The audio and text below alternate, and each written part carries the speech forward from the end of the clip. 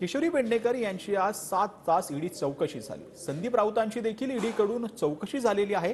Corona काळातील कथित body bag घोटाळा प्रकरणामध्ये किशोरी पेडणेकरांची चौकशी झाली, तर दुसरीकडे कथित खिचडी घोटाळा प्रकरणी संदीप राऊतांची देखील ईडी चौकशी झालेली आहे। दोघांचीही 7 तासांची ईडी चौकशी झाल्याचं पाहायला मिळालं।